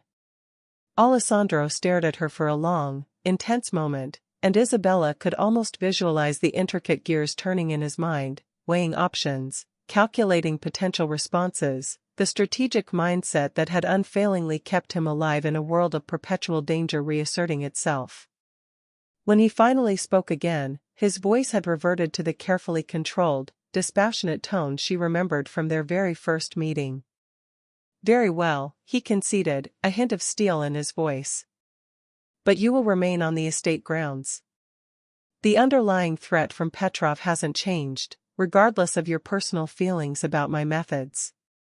Of course it hasn't, Isabella retorted, a bitter edge to her words. Nothing ever truly changes in your world, does it? Just the strategies for dealing with it. She moved past him, heading resolutely toward the door, but his voice, quietly urgent, halted her just before she could exit. For what it's worth, Isabella, he began, I never meant for you to be hurt by any of this. I genuinely believed I could protect you without you ever needing to know the painful truth. Isabella paused, her back still to him, but didn't turn around. That's precisely the problem, Alessandro, she replied, her voice soft but unwavering. You thought you could control everything, including me. And some things simply cannot be controlled, no matter how much power you wield. As she finally departed Alessandro's office, Isabella felt the immense weight of her new reality settling around her, not like a burden, but almost like a protective armor. She was unequivocally trapped in a world she had never chosen, protected by a man who had indeed manipulated her from the very beginning, and surrounded by insidious dangers she was only just beginning to truly comprehend. Yet, for the first time since her unwilling arrival at the formidable Romano estate, she was consciously choosing her own path forward. Even if that path promised a wilderness of profound uncertainty and sharp pain, it would, irrevocably, be hers to walk. 2 weeks of profound silence stretched like an unbridgeable chasm between Isabella and Alessandro, a void neither seemed to know how to traverse. Isabella filled her days by meticulously exploring the estate's extensive grounds, losing herself in books within the grand library, and pointedly, deliberately avoiding any space where she might accidentally encounter the man who had so irrevocably upended her world. Alessandro, according to Marco's discreet updates, had plunged himself back into his business with a renewed, almost desperate intensity, conducting meetings that often lasted until dawn and taking calculated risks that visibly frayed the nerves of his usually stoic security team. It was the ominous sound of helicopters that dramatically shattered their carefully maintained, fragile distance.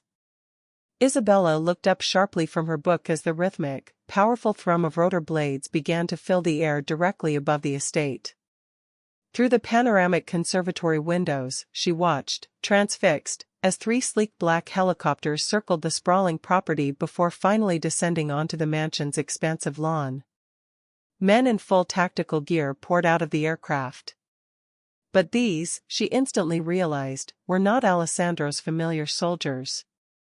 Their movements were distinctly different, more aggressive, less disciplined, and they carried an array of weapons she utterly failed to recognize. Marco burst into the conservatory, his usually imperturbable demeanor utterly replaced by a palpable, urgent concern. "Miss Santos, we need to move immediately," he exclaimed. "Mr. Romano's location has been severely compromised." "What's happening?" Isabella demanded, setting down her book, a surge of adrenaline already flooding her system. "Petrov found Alessandro's meeting with the Colombians," Marco explained rapidly. "They've seized control of the warehouse district, and Alessandro's team is dangerously outnumbered, 3-1.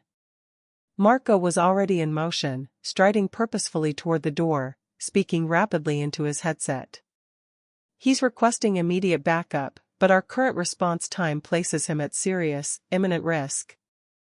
Isabella followed Marco through the familiar corridors of the estate, passageways that had become as comfortable as her old apartment, but which now pulsed with a desperate, frantic energy. "How did Petrov find out about the meeting?" she pressed. Marco's expression darkened perceptibly. "We believe there's a leak within our organization. Someone with critical access to Alessandro's schedule and security protocols." They quickly reached Alessandro's private office, a command center where banks of monitors displayed the unfolding crisis in stark, real-time detail. Isabella watched, horrified, as the warehouse district was shown under full siege. Explosions illuminated the night sky, their flashes momentarily blinding, while the relentless crackle of gunfire echoed chillingly through the audio feeds. Alessandro's men were clearly pinned down, caught in what appeared to be a meticulously coordinated ambush. There, Marco pointed to one monitor, which displayed a lone figure moving with grim determination between tall shipping containers, directing his beleaguered forces with precise, urgent hand signals. Even at this distance, Isabella instantly recognized Alessandro's distinctive movements, the resolute way he carried himself, even amidst the furious onslaught of battle. "He's trapped," she breathed, her voice constricted, watching in growing dread as enemy positions inexorably closed in around Alessandro's location. "The extraction team won't reach him for another 20 minutes. By then, Marco left the sentence unfinished, but Isabella could clearly read the grim, fatalistic calculation in his expression. Isabella stared intently at the bank of monitors, her mind racing at an accelerated pace, sifting through a myriad of possibilities. "What about the medical supply route?" she suddenly interjected. Marco looked genuinely confused. "What medical supply route?" "The one my uncle was involved with," Isabella clarified quickly. "The illicit network Petrov was utilizing to move stolen medical equipment." In that critical moment, Isabella's extensive nursing training instinctively kicked in, allowing her to analyze the tactical situation with the same cool, methodical precision she would apply to a complex medical case. If Uncle Thomas was providing detailed information about hospital security systems, she reasoned, there has to be a hidden route through the medical district that Petrov doesn't know about. Marco's eyes widened with a sudden, electrifying flash of understanding. "The emergency services tunnels." Isabella nodded, the disparate pieces of the puzzle clicking into place with startling clarity. "My uncle had actual blueprints of the entire hospital district in his apartment," she recalled vividly. "I saw them when we were cleaning out his things." He was meticulously mapping out service tunnels that specifically connect various medical facilities to the warehouse district, routes expressly designed for emergency supply deliveries, routes that would completely bypass Petrov's surveillance network. Marco finished her thought, his grim expression visibly shifting from desperate apprehension to a burgeoning sense of hope. "I know those tunnels," Isabella declared, surprising even herself with the newfound confidence in her voice. "I've used them countless times during my nursing rotations at Metro General. They run directly beneath the warehouse district." Marco was already instinctively reaching for his phone, but Isabella swiftly caught his arm. "Marco," she cautioned, her voice urgent. "Alessandro will never approve a plan that deliberately places me at risk." "Then we don't tell him," Marco stated, his eyes steely, "until it's far too late to stop us." The decision was forged in that precise moment, born of sheer desperation and a profound, undeniable love that Isabella had been strenuously trying to suppress and deny for 2 long weeks. She was not going to lose Alessandro to Petrov's ruthless ambition, regardless of how tangled and impossibly complicated their relationship had become. 20 minutes later, Isabella found herself strapped into the passenger seat of an armored vehicle, clad in tactical gear that had been hastily, if imperfectly, adjusted to fit her smaller frame. Marco drove with the focused, almost grim intensity of a man whose loyalty had been pushed to its absolute limits by impossible circumstances. "The tunnel entrance is through the Metro General loading dock," Isabella explained, her eyes scanning intricate maps displayed on a tablet. "From there, we can reach the warehouse district without being detected."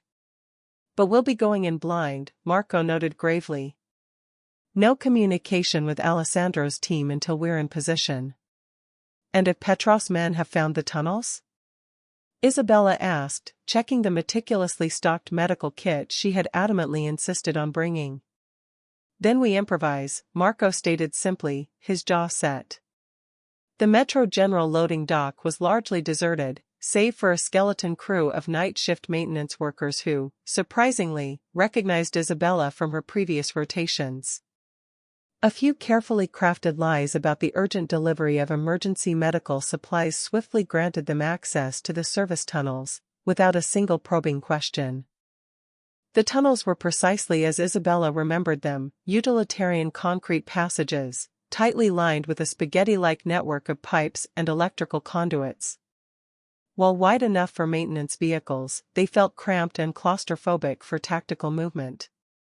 Their footsteps, despite their most strenuous attempts at stealth, echoed eerily in the confined space, and the air hung heavy with the stale, metallic scent of disinfectant and industrial cleaning solutions. "How did you know about these?" Marco asked, his voice low, as they navigated a particularly narrow, winding section of the tunnels. "Nursing students are taught all the intricate hospital systems," Isabella explained, including specific emergency protocols for moving critical supplies during disasters.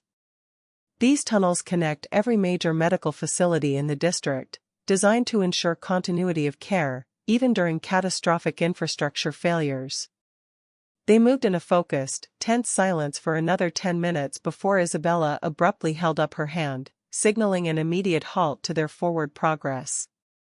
Through the thick concrete walls, she could now distinctly hear the muffled, intensifying sound of gunfire.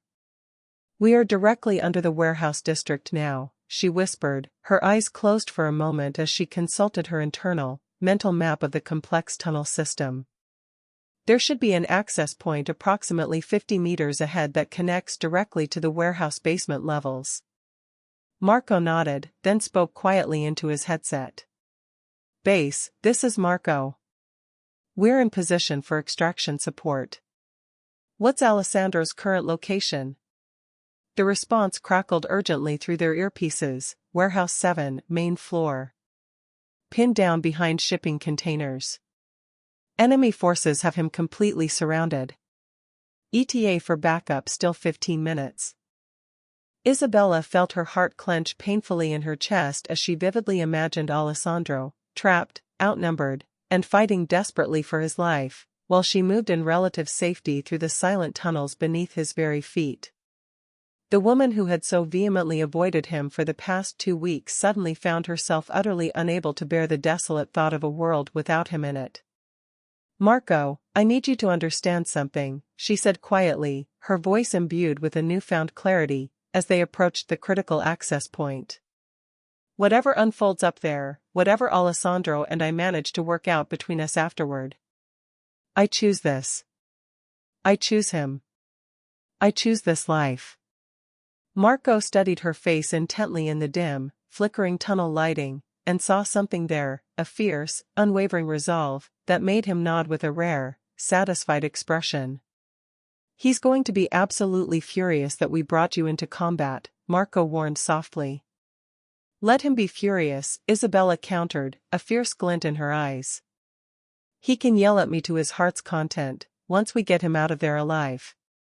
The access point revealed itself as a maintenance ladder, leading vertically up to a cleverly concealed entrance within Warehouse 6, one building over from Alessandro's beleaguered position.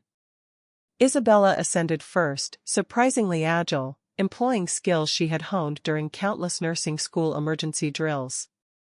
Marco followed closely behind, burdened with the tactical equipment they would undoubtedly need. The warehouse basement was plunged into near darkness, permeated by the heavy, distinct scents of motor oil and metal, yet Isabella could distinctly hear the brutal battle raging one floor directly above them. Navigating through a labyrinth of service corridors, passageways specifically designed for moving supplies between connected buildings, they made their way purposefully toward Warehouse 7. "Isabella." Marco's quiet voice stopped her dead in her tracks as they reached a heavy door, plainly marked "Authorized personnel only." "Once we go through this door," he cautioned, his voice grave, "there's no turning back." "Are you absolutely certain about this choice?"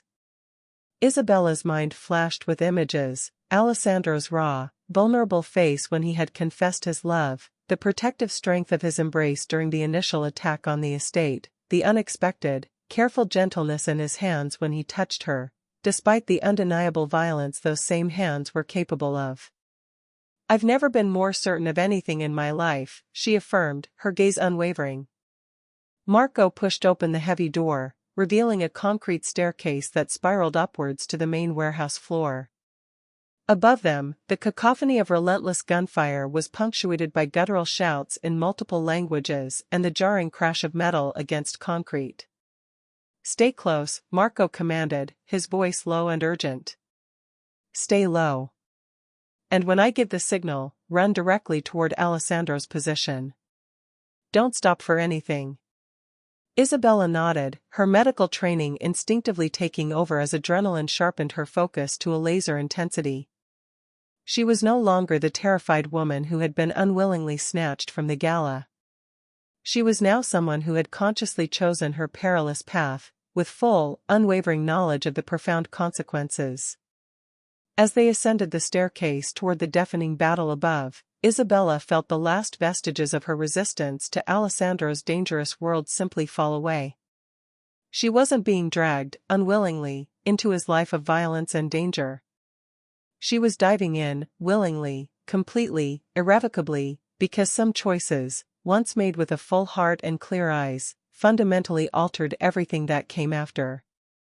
The woman who would emerge from those grimy tunnels would be profoundly different from the one who had descended into them. And Alessandro Romano, if they could reach him in time, would soon discover that the earnest nursing student he had fallen in love with had transformed into something far more formidable and, in her own way, far more dangerous, a true partner, one who would fight fiercely beside him against any enemy, no matter the cost. The main warehouse floor erupted into instantaneous chaos as Isabella and Marco finally emerged from the basement access point. Thick, suffocating smoke billowed from burning shipping containers, and the acrid stench of gunpowder mingled grotesquely with the metallic tang of fresh blood.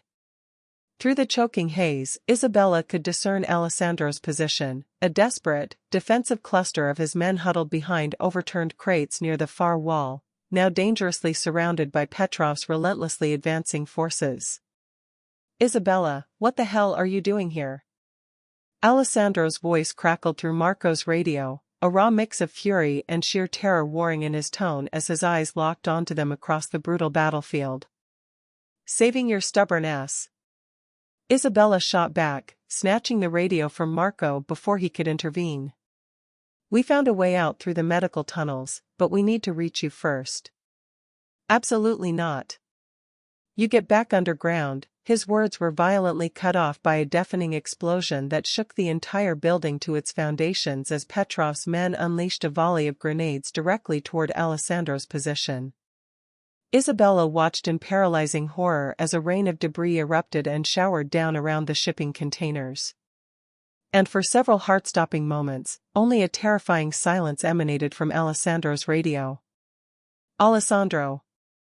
Isabella's scream ripped through the warehouse, raw and desperate with panic.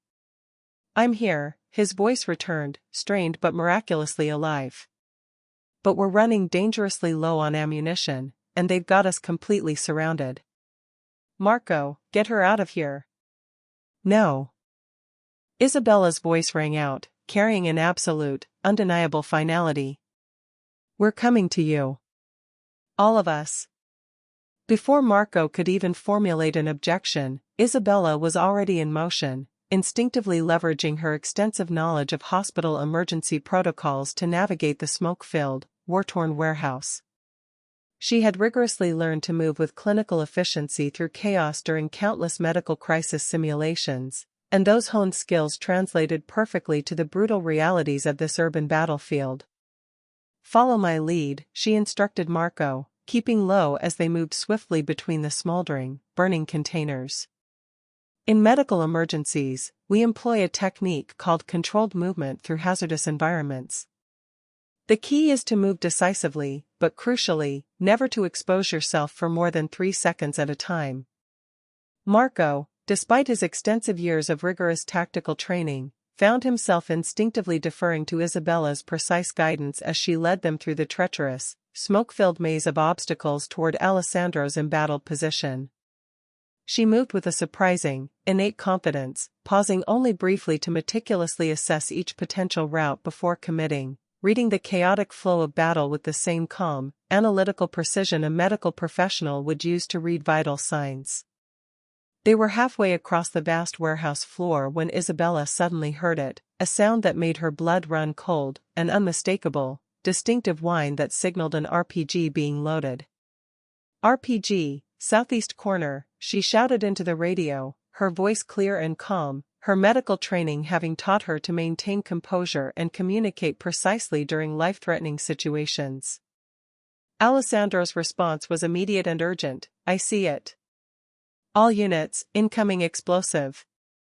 The rocket-propelled grenade streaked across the warehouse, a terrifying projectile aimed directly at Alessandro's desperate defensive position.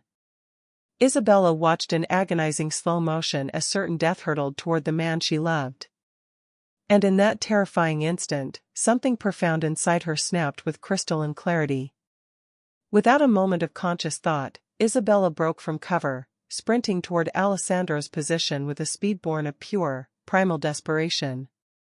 She reached his location just as the devastating explosion detonated against the shipping containers. The concussive blast waved violently through her against Alessandro's body, sending them both tumbling hard behind the relative safety of a massive concrete support pillar. "Isabella!" Alessandro cried out, catching her instinctively as they hit the ground, his hands immediately scanning her for injuries. "Are you hurt? Tell me you're not hurt." "I'm fine," she gasped, though her ears were ringing loudly and her vision remained slightly blurred. "But your shoulder is bleeding again." Alessandro glanced down to see a dark stain of blood seeping visibly through his tactical vest, where his previous wound had clearly reopened. "It's nothing," he dismissed, his voice tight.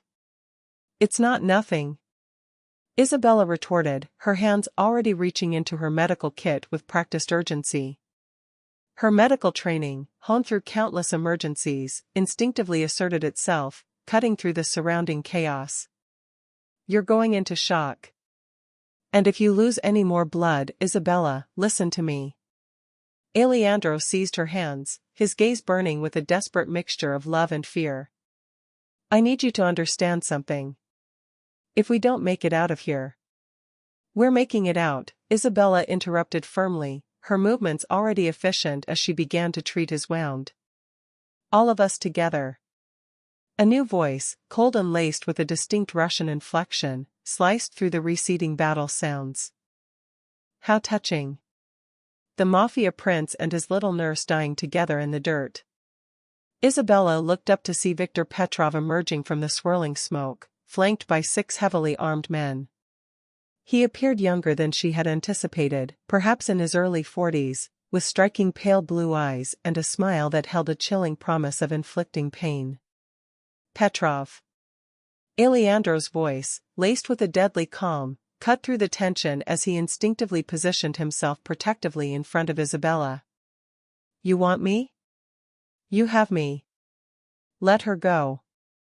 "Oh, but she's the interesting one, isn't she?" Petrov's gaze, predatory and calculating, fixed on Isabella. "The woman who brought down my medical supply operation, the one who cost me millions in lost revenue." Isabella felt the horrifying pieces of the puzzle click into place. "My uncle wasn't just providing information," she realized aloud. "He was the inside source for your entire network." "Very good," Petrov drawled. "Thomas Santos was our gateway into the hospital system until you started asking inconvenient questions about his activities. When he tried to back out of our arrangement." Petrov shrugged, a gesture of dismissive cruelty. "Loyalty is so important in business relationships." Alessandro's body tensed, coiled like a spring about to unleash. "You killed him because Isabella was getting too close to the truth." "I killed him because he became unreliable, just like you're about to become." The standoff stretched taut as a wire, Petrov's men maintaining their weapons aimed steadily at Isabella and Alessandro.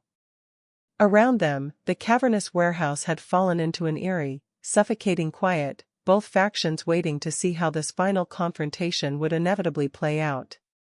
That's when Isabella heard it, the soft, almost imperceptible click of a safety being disengaged, coming from behind Petrov's position.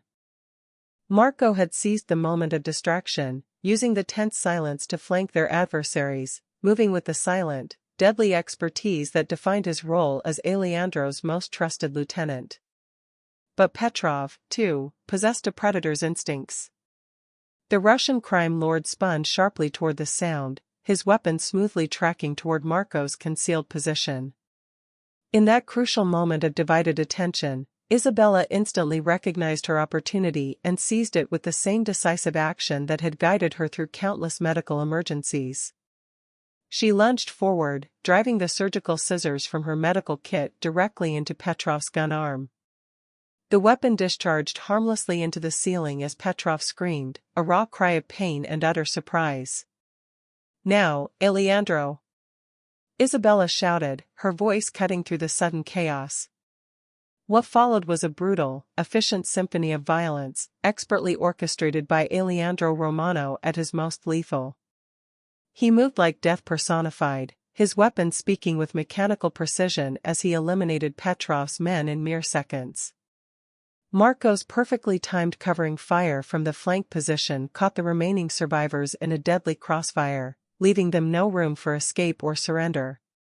When the last echoes of gunfire faded, only Petrov remained alive, clutching his grievously wounded arm and staring at Isabella with a mixture of seething rage and stunned disbelief.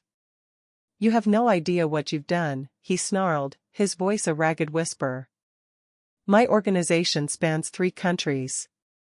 Killing me will only—" Alejandro finished the sentence for him, his voice carrying the absolute authority of a man who had built an empire on the foundation of decisive action. The single gunshot echoed through the vast warehouse with chilling finality. Isabella stared at Petrov's lifeless body, feeling strangely detached from the brutal culmination of events that had just unfolded. She had imagined this moment would feel different, more traumatic, more overwhelming, perhaps even sickening.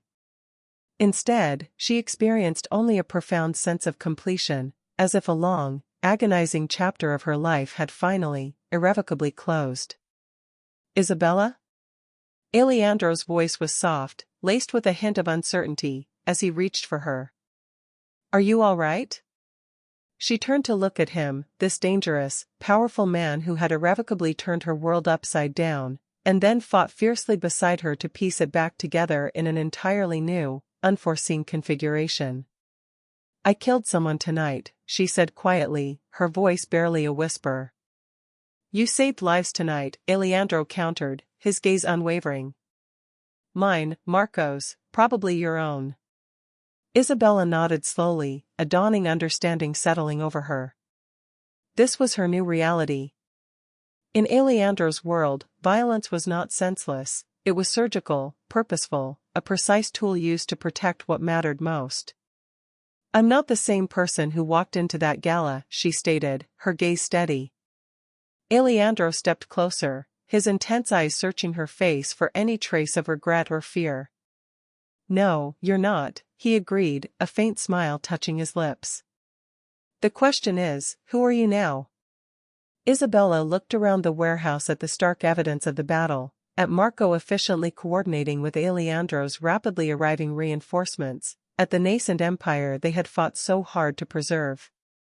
When her eyes met Alejandro's again, her voice carried absolute certainty, devoid of hesitation. "I'm someone who chooses you. Someone who chooses this life. Someone who will fight beside you against anyone who threatens what we're building together." Alejandro's smile was fierce, a potent blend of pride, love, and immense relief. "Then, welcome to your new world, Isabella Romano." The name hit her with the force of a promise, yet also a challenge, wrapped in both silk and steel. As sirens wailed in the distance and Alejandro's men efficiently secured the area, Isabella absorbed the full weight of her transformation. The woman who had, just months ago, innocently bandaged a stranger's wounds, had become someone capable of ending lives to protect the people she loved. This metamorphosis was complete, irreversible, and, she realized with startling clarity, absolutely right. 6 months after Victor Petrov's death, Isabella Romano stood on the expansive balcony of their penthouse suite, overlooking the glittering expanse of Manhattan's financial district. Her hands rested protectively over the gentle, nascent curve of her belly. The morning sun caught the brilliant flash of diamonds in her wedding ring, a ring placed on her finger in a private ceremony attended only by Marco and the estate's chapel priest, sealing a union forged in blood and strengthened by unwavering choice. Her transformation was now complete in ways she could not possibly have imagined that fateful night at the gala. Isabella Romano. She had legally changed her surname within a week of Petrov's elimination. She now competently oversaw an extensive network of medical facilities that served both the legitimate community and Alejandro's formidable organization. The Romano Medical Foundation operated 12 clinics throughout the city, providing essential healthcare to underserved populations, while simultaneously serving as a perfect, impenetrable cover for the more clandestine medical services required by those operating within Alejandro's world. "Mrs. Romano." Marco's voice, now carrying the deep respect that had entirely replaced his initial weariness, came from the doorway. "The board meeting is ready to begin." Isabella turned from the breathtaking view, her hand automatically smoothing over the flowing silk dress that discreetly concealed her 4-month pregnancy. The opulent boardroom of Romano Industries had become as familiar to her as any hospital she had ever worked in, though the business conducted here involved considerably more risk than mere patient care. The gleaming mahogany table was surrounded by sharp-suited men and women who represented the diverse arms of Alejandro's sprawling empire, legitimate businesses that generated billions in revenue, providing perfect cover for the operations that thrived in the shadows. Isabella had not only learned to read the subtle dynamics of these meetings but also understood that her presence served multiple, crucial purposes far beyond her medical expertise alone. Status report on the medical supply distribution, Alejandro stated as Isabella took her customary seat beside him, his hand briefly touching hers in a tender, possessive acknowledgement. Even in the formality of a business meeting, he couldn't completely suppress his protective instincts toward her and their unborn child. Revenues are up 30% from last quarter, reported Maria Santos, the sharp financial director who had replaced the recently deceased Thomas, no relation to Isabella's late uncle, despite the shared surname. The legitimate pharmaceutical partnerships are providing excellent cover for our specialized services, and we've expanded into 3 new territories without opposition. Isabella listened with the same focused, analytical attention she had once reserved for intricate medical lectures, understanding implicitly that this complex world operated on the exact same principles as any biological system. Every component had to function perfectly, in seamless coordination, for the whole to survive and thrive. Her deep medical background had proven invaluable in ways she hadn't anticipated, bringing both undeniable legitimacy and crucial practical skills to an organization that frequently required absolute discretion in its healthcare matters. The Bratva remnants? Alejandro asked, his voice carrying the chillingly casual tone he reserved for discussing matters that could result in significant violence. Neutralized as of Tuesday, Marco replied with equal, unruffled calm. The last of Petrov's lieutenants tried to restart operations in Brooklyn. They won't be trying again. Isabella felt no revulsion at this casual discussion of elimination. The woman who had been utterly horrified by violence just 6 months ago had learned to distinguish between necessary and gratuitous brutality. Petrov's organization had been a dangerous cancer that required surgical removal. And she, Isabella, had become skilled at surgical procedures in far more ways than one. Good. What about the expansion into the pharmaceutical research sector? Dr. Romano has established partnerships with 3 major research hospitals, Maria reported, using Isabella's new professional title with the ease that came from months of practice. The drug trials provide perfect justification for our chemical acquisitions, and the research partnerships give us access to experimental treatments that have proven valuable for our special clientele. Alejandro's smile held the profound satisfaction of a man whose strategic vision was bearing fruit, not just as he had planned, but beyond his original ambitious designs. Isabella's full integration into his empire hadn't merely legitimized certain operations, it had unlocked entirely new revenue streams and operational possibilities. Speaking of special clientele, Marco continued, the request from the Sicilian families has been approved. They're willing to pay premium rates for our medical services during their expansion into the northeastern ports. Isabella nodded, understanding perfectly that medical services in this context encompassed everything from trauma surgery performed in untraceable, clandestine locations to the discreet provision of pharmaceutical products that simply could not be obtained through conventional, legitimate channels. The Romano Medical Network had effectively become the Switzerland of criminal healthcare, neutral, supremely discreet, and absolutely reliable. Mrs. Romano, Maria added, consulting her notes, there's also the matter of the new recruitment program. Your nursing school contacts have provided us with a dozen potential candidates for our specialized training program. This was Isabella's particular, invaluable contribution to the family business, identifying promising nursing students and young doctors who possessed both the requisite medical skills and the inherent discretion necessary to work within Alejandro's specialized organization. The program offered excellent benefits and unique career advancement opportunities in exchange for absolute loyalty and a selective blindness regarding patient backgrounds. The screening process will take another month, Isabella replied, her tone firm. We can't afford any risks with personnel who will have access to sensitive information. Alejandro's eyes met hers across the polished table, and she could see the profound pride and deep love that had never diminished, but rather intensified, despite the immense transformation she had undergone. If anything, his feelings had deepened as he watched her evolve from a cherished, protected asset to an indispensable, equal partner in the formidable task of building their shared empire. The meeting concluded with the usual swift efficiency that characterized all Romano operations, but Alejandro gestured for Isabella to remain as the others filed out. When they were finally alone, his sharp businessman's mask fell away, replaced by the gentle, devoted concern that had become intimately familiar over the months of their marriage. How are you feeling? His hand moved tenderly to her belly, still filled with awe at the miracle growing there, their first child, conceived during the passionate reconciliation that had followed their hard-won victory over Petrov. Strong, healthy, ready for whatever comes next. Isabella covered his hand with hers, feeling the gentle flutter of movement that had become increasingly pronounced in recent weeks. Our daughter is going to be born into a world where she'll want for nothing.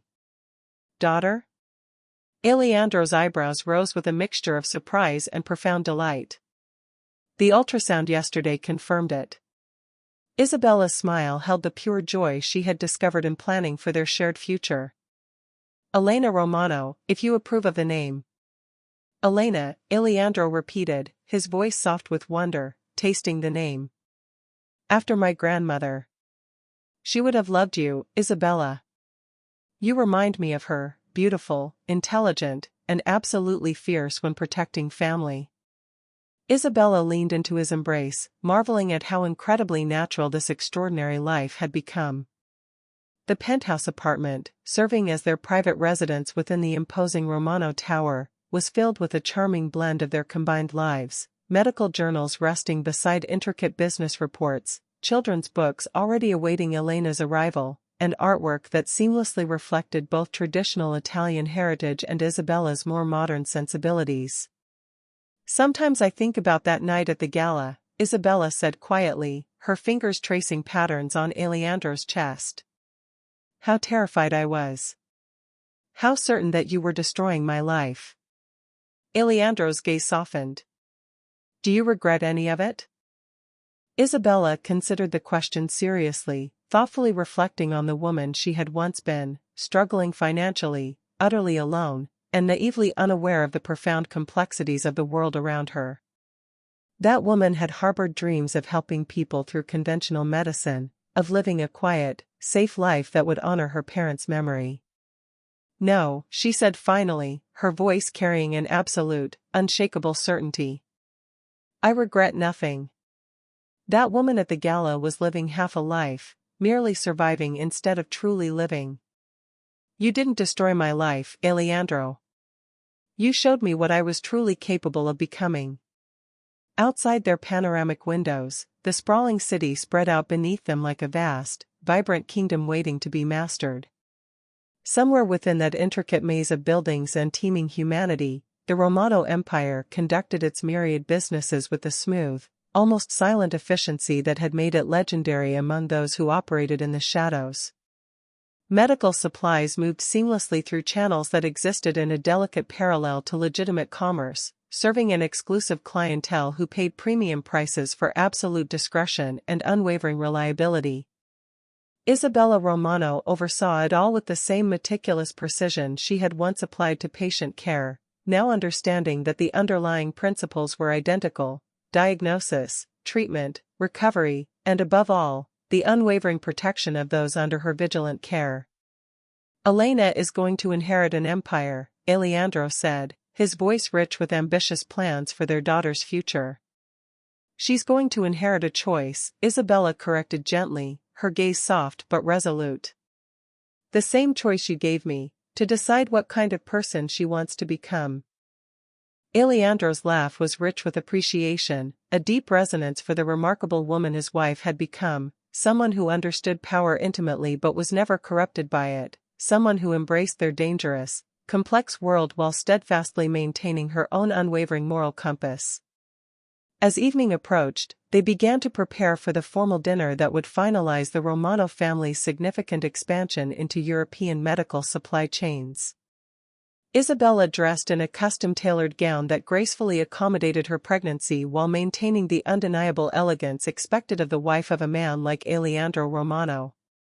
Her reflection in the mirror showed a woman profoundly transformed, not just physically, but in the quiet, assured confidence that radiated from her every gesture. The dinner would be attended by powerful representatives from families across 3 continents, all seeking to benefit from the unique blend of medical expertise and absolute discretion that had become the undeniable Romano signature.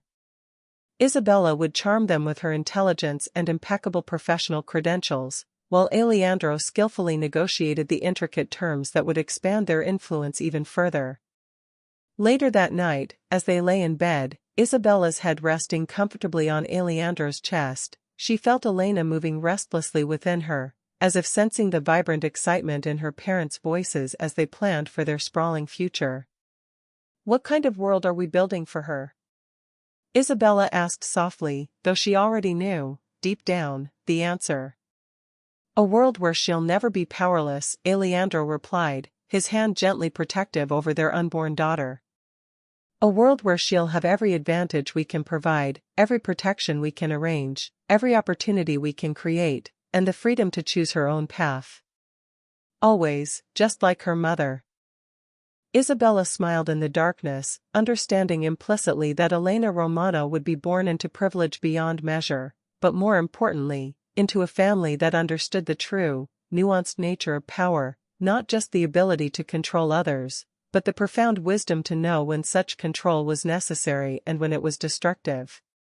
The formidable empire they had built together was more than a mere criminal enterprise or a collection of legitimate businesses.